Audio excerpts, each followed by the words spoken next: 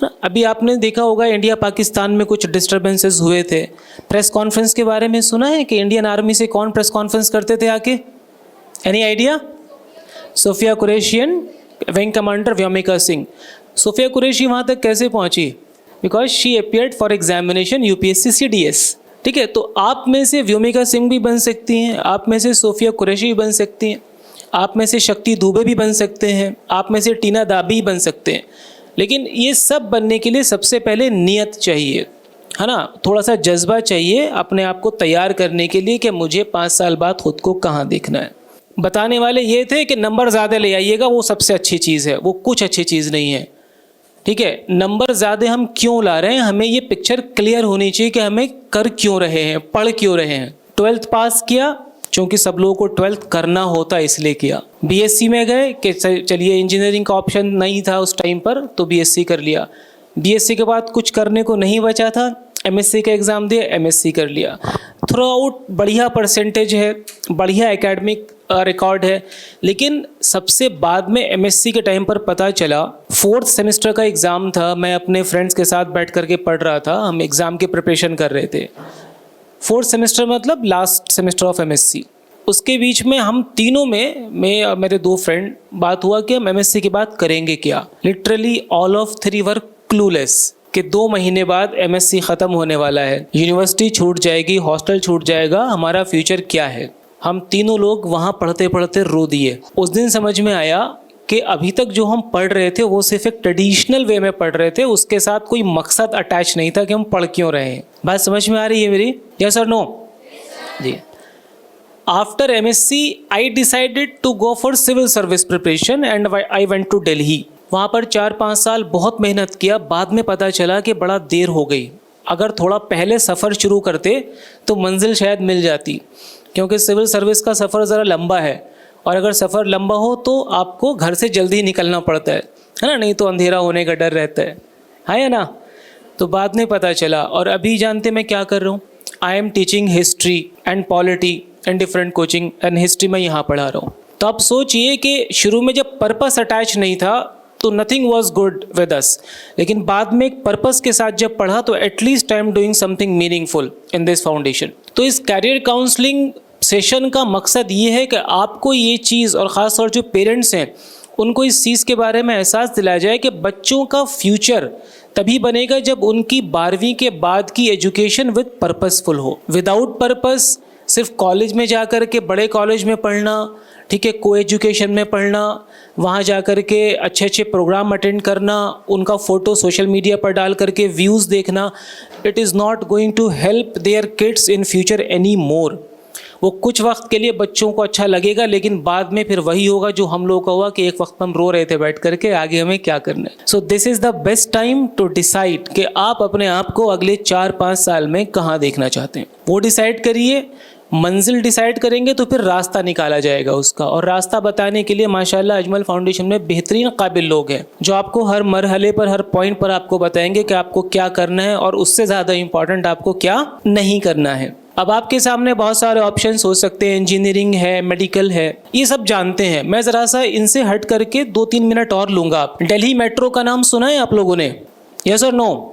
Delhi metro जब बन रहा था तो दिल्ली मेट्रो का एक बहुत बड़ा प्रोजेक्ट है, बड़ा एम्बिशियस प्रोजेक्ट था, और दिल्ली जैसी जगह में उस मेट्रो को बनाना लगभग नामुमकिन लग रहा था। बाद में सरकार ने एक ऐसे आदमी को निकाल के लाया जिनका नाम, ठीक है, he was basically a civil servant, उनको ला करके दिल्ली मेट्रो का प्रोजेक्ट दिया गया। अब सोचिए कि वो पहले इंजीनियर थे, इंजीनियरिंग के बाद वो सिविल सर्विस में गए, और उन्होंने दिल्ली में ऐसा प्रोजेक्ट चलाया कि आज उस प्रोजेक्ट की वजह से हज़ारों इंजीनियर्स को जॉब मिल रही है ना।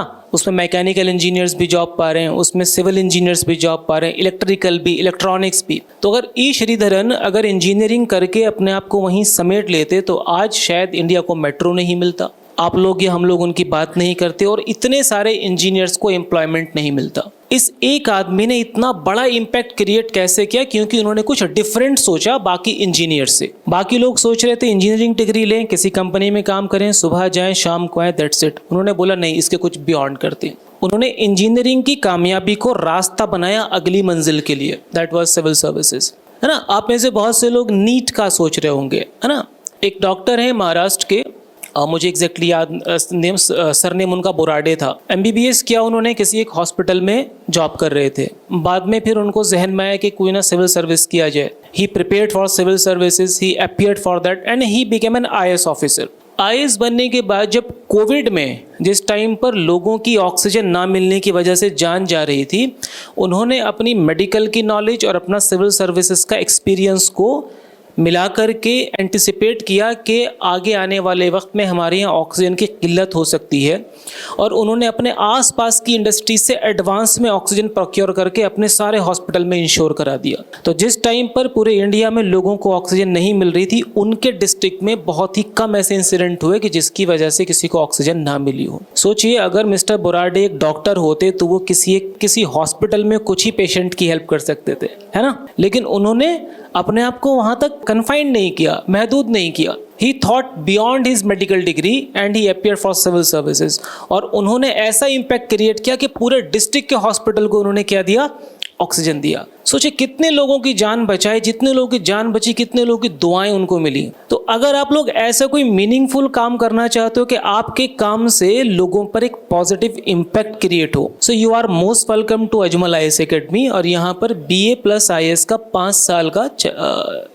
4 साल का एक इंटीग्रेटेड कोर्स है। इस कोर्स का मकसद ये है कि आपकी प्रिपरेशन को एक डायरेक्शन दिया जाए, आपके फ्यूचर को एक डायरेक्शन दिया जाए, है ना, और आपकी एजुकेशन के साथ एक पर्पस को अटैच किया जाए। ऐसा ना हो कि नंबर बहुत ज़्यादा आ रहे हैं लेकिन पर्पस नहीं है। तो ऐसे में आप 3-4 साल बहुत अच्छे से मतलब खुशी में रहेंगे कि मैं बढ़िया परफॉर्म कर रही हूँ, मुझे नंबर अच्छे मिल रहे हैं, लेकिन वो क्यों कर रहे हैं? तो अगर आप ऐसा चाहते हैं, पेरेंट्स को लगता है कि उनके बच्चे जो है सिविल सर्विस में जाकर के उनका नाम रोशन करें, अपनी सोसाइटी का, अपनी कम्युनिटी का, अपने एरिया का नाम रोशन करें, तो एक बार वो भी बच्चों से बात करें। अगर लगता है कि वो इंटरेस्टेड हैं तो हम लोग फर्दर काउंसलिंग के लिए भी तैयार हैं। 1-to-1 बैठ करके हम बात करेंगे कि इस कोर्स को कैसे कर सकते हैं। एक आपके जहन में बात आ सकती है, साहब साइंस साइड पढ़ें, फिर आर्ट्स के सब्जेक्ट कैसे पढ़ेंगे? बिल्कुल पढ़ सकते हैं, जैसे मैंने पढ़ा है, बिल्कुल पढ़ सकते हैं। जैसे आईएएस एकेडमी के बाकी बच्चे पढ़ रहे हैं और बाकी फैकल्टीज पढ़ रहे हैं। आईएएस एकेडमी की 100% फैकल्टीज पढ़ाते आर्ट्स के सब्जेक्ट हैं और सबके सबका बैकग्राउंड साइंस का है। या तो कोई इंजीनियर है, या कोई डॉक्टर है, या बेसिक साइंस से कोई पोस्ट ग्रेजुएट है। और साइंस पढ़ने वालों के साथ एक बेहतरीन एडवांटेज ये है कि ह्यूमैनिटीज़ पढ़ने वाले साइंस नहीं समझ पाती उतनी आसानी से, बट अगर आपने फिज़िक्स, केमिस्ट्री, मैथ्स को झेल लिया 12th क्लास तक, तो आप किसी भी सब्जेक्ट को बहुत आसानी से समझ सकते हैं और उसको याद कर सकते हैं। ठीक है, मैं पर्सनल एक्सपीरियंस बता रहा हूँ। MSc फिज़िक्स के बाद मुझे ह्यूमैनिटीज़ बहुत आसान और बहुत इंटरेस्टिंग लगे। That's why I am teaching humanities subject in Ajmal IAS academy. क्या मैं थोड़ा भी आप लोगों को समझा पाया? यस और नो? तो थोड़ा सा आप सोचेंगे कि आपको अगले 4-5 साल बाद खुद को कहाँ देखना है? यस और नो?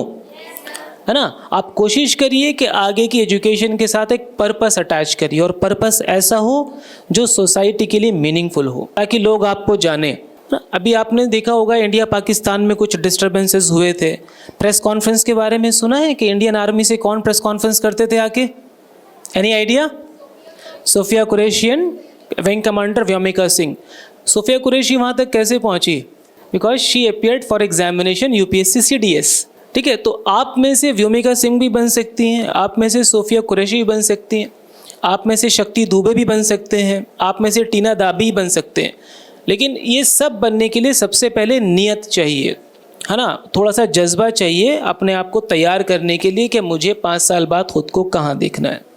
ठीक है, और आई बिलीव कि जिस तरह से 12th में आपकी हैंड होल्डिंग हुई है, मेंटरशिप हुई है, अगर आप अजमल को फिर से चूज़ करते हैं तो आगे और बेहतर आपको इससे केयर मिलेगा।